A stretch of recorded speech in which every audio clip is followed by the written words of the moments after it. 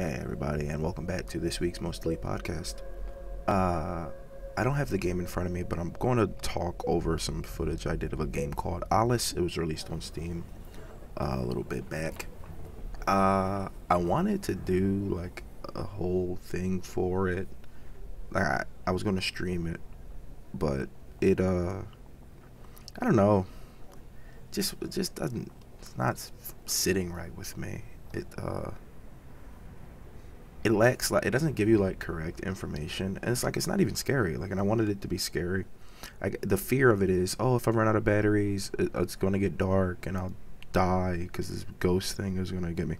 But like the ghost thing looks kind of goofy, and like it wants you to find all these tools, but like you just walk around looking for them. I was like, that's not really scary. I feel like depriving the player of information isn't scary. Like, oh, the lights are out. Okay. And it's just like, yeah, but the lights are out. You can't see. It's like, yeah, I can't see. That means I can't progress in the game. Like, I have pretty poor eyesight and I wear glasses. And when a game deprives me of like sight, I'm just like, I want to turn it off because I want to progress. And I can't if I can't see.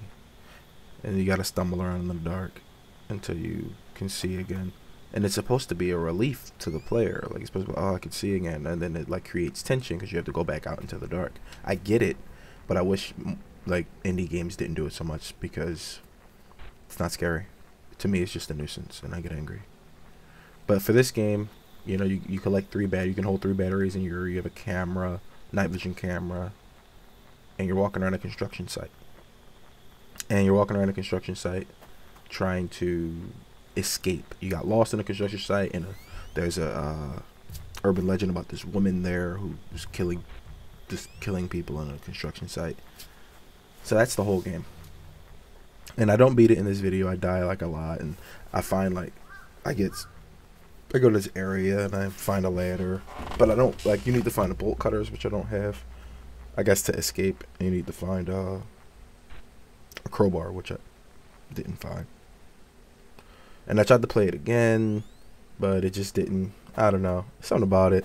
I just didn't like it so much. And I wanted to like it, but, you know, not all of them are winners. Some of them are losers. It happens. Not to say that the developers didn't work really hard on it. I'm sure they spent a lot of time and made the game. But for me, it just wasn't there. So it's all good. Anyway, we're going to talk about gaming news because, you know, I don't want this video to just be quiet again. I had to do a couple of quiet ones. And, yeah, I felt really bad about that for people who enjoy hearing me talk. Especially on horror games. I know a lot of people don't like to watch just horror games. Now, there are some people who love to just watch a horror game. I'm one of them. You just watch it, no audio or whatever. You just watch the game. But for my fans in particular, if I even have those, I'm pretty sure they come here to just hear me talk about the thing. I talked about Alice as much as I can. I mean, I showed it to my friends in the Discord, and yeah, I mean, it was lackluster. Even Troy was like, yeah, I don't know, you know, and he doesn't like scary stuff. So we're just going to talk about random gaming news. Amy Hennig, director of Uncharted, she's getting another swing at Star Wars. A while back, she was working with, I can't remember the studio. They were working on a Star Wars game called The Ragtag. That was the working title. It was going to be about bounty hunter or smugglers. Think Han Solo, the game, right? Probably that. Considering she did Uncharted, it's easy waters to wade into another character similar to Han Solo's, you know, swashbuckler. He's that sort of, you know what I mean, roguish character. Easy to do if you've already done Drake for all those years. But it got, you know, when Disney came in, canceled everything, and closed LucasArts Games. With the return of LucasArts Games and EA no longer having an exclusive license, she's back to work on another Star Wars game. So she's very excited. Hopefully it'll be good. My biggest fear is that it'll just be Uncharted, but Star Wars. Now, I know that'll sell. I know it'll do super good because Uncharted did super good. Everyone likes Uncharted. The new Tomb Raider from Square Enix is pretty much Uncharted. You know, the new God of War, as far as I'm concerned, is pretty much Uncharted without the jump button.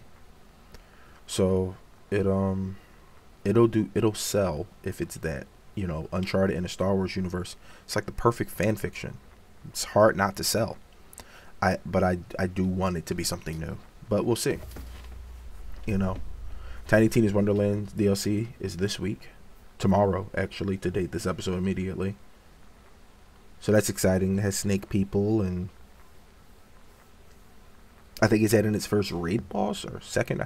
I don't know. I think it's adding a raid boss. I'm gonna play it tomorrow, so that'll be great. So that's some game. Nvidia has a new graphics processor coming out. No, graphics card. Has a new graphics card coming out. As I mentioned before, I think the 4080s and all of that are coming. The 40 series. It hasn't even been like that many years.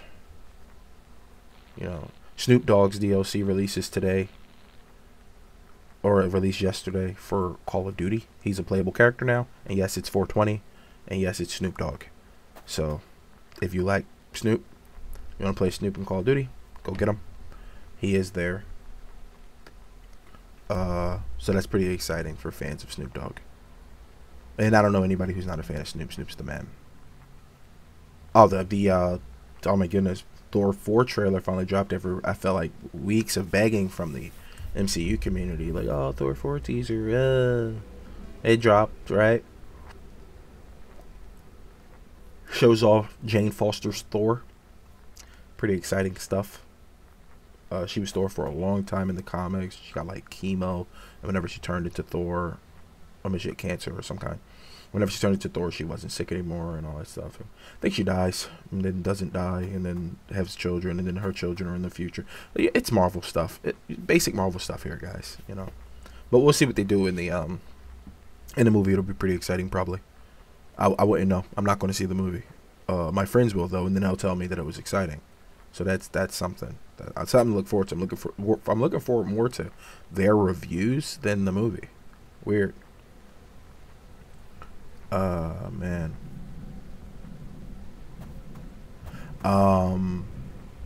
There's what is it? That's me knocking. I don't know if you heard it. There's a damn, what is it? Tie-in. Jane Foster is coming to Marvel Avengers, the game, to coincide with her release in the MCU. So she'll be the next DLC character. You know, I thought it was going to be She-Hulk, because but her show got pushed back. She-Hulk got pushed back, believe it or not. That, and I think another one, Miss Marvel, not Captain Marvel, Miss Marvel. I think that got pushed back. Regardless, I don't watch any of the MCU shows. I've watched episode 1 and 2 of Moon Knight with the guys in Discord. That's enjoyable. Just watch stuff together. We watch a lot of stuff together, even things I normally wouldn't watch. But yeah, I mean, I think we gotta watch Boba Fett or something. I don't know. You know, the Star Wars game, by the way, is a narrative-driven action-adventure game. That's how she described it in her interview. So, yay. Right? Pretty cool.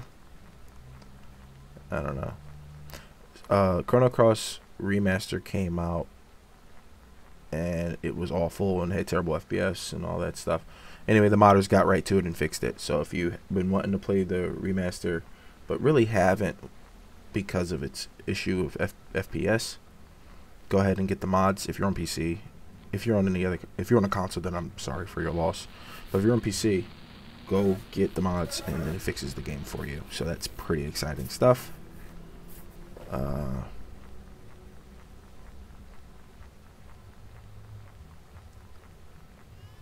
Man. Oh, Crazy Taxi and Jet Set Radio are returning in big budget reboots per a report. Now, a lot of people reported on this already, but I do think it's true. I don't think it's a rumor. I think it is real that Sega is finally going to redo Crazy Taxi and Jet Set Radio.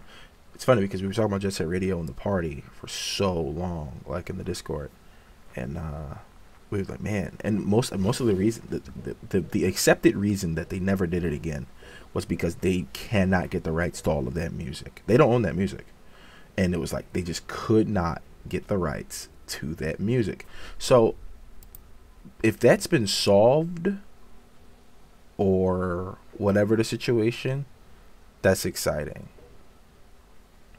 Because yeah, so it was a report by Bloomberg, so it's super trustworthy, and apparently it'll mark the start of Sega's Super Game Project.